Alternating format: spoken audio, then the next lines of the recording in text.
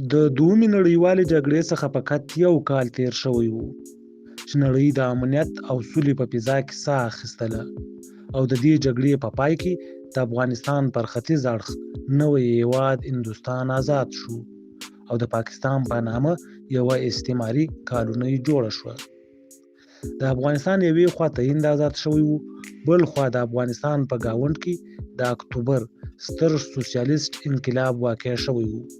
چې دې دواړو سیاسي او جغرافیایي بدلونونو او سیاسي تحولاتو افغان ځوان او تعلیم یافته کول ته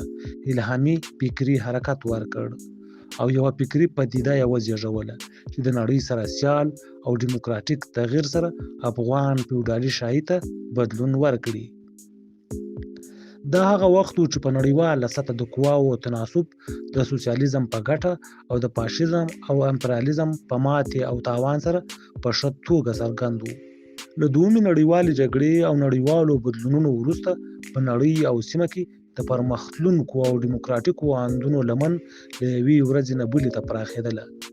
په دغه مهال د ملګرو ملتونو سازمان جوړېدو او په منشور کې د انساني رشتو یادونې هم د مترقي اندونو په پراختیا اغیز درلود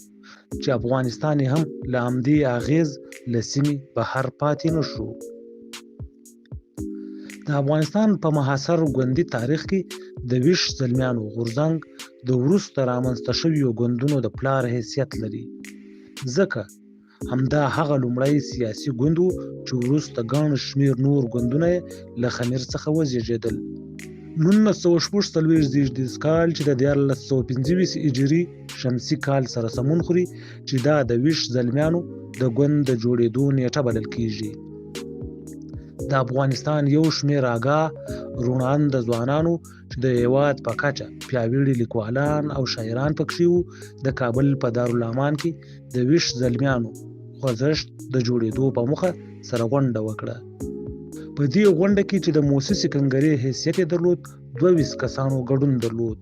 د هېواد د ځینو لویو ولایتونو کابل، ننګرهار، کندهار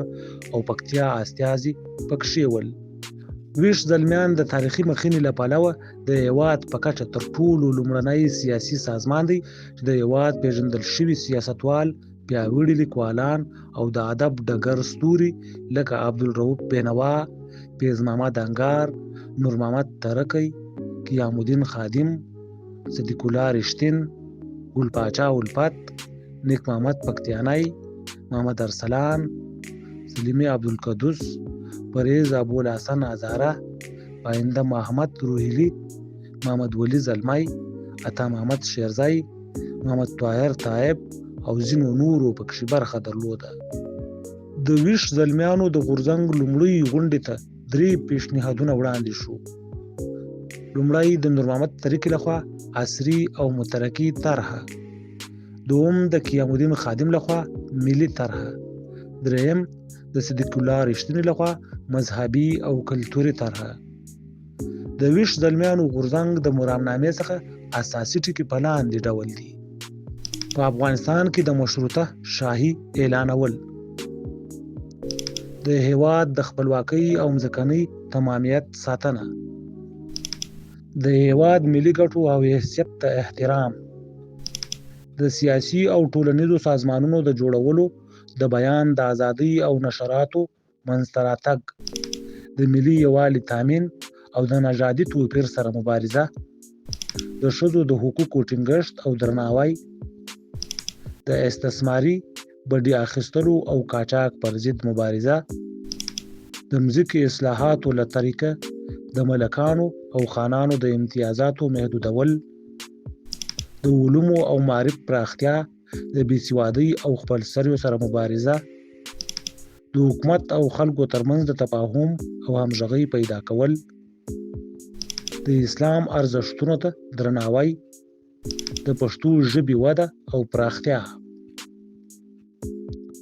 د ویش زلمیانو د جوړېدو او دوامداره فعالیت په پایله کې 19 کاله وروسته په 1945 کال کې د خلق ډیموکراټیک ګوند د افغانستان ترقي غوښتونکو انقلابي ځوانانو او روشنفکرانو لخوا جوړ او تاسیس شو. چې له دې څخه نه 50 کاله مخکې په همدغه ورځ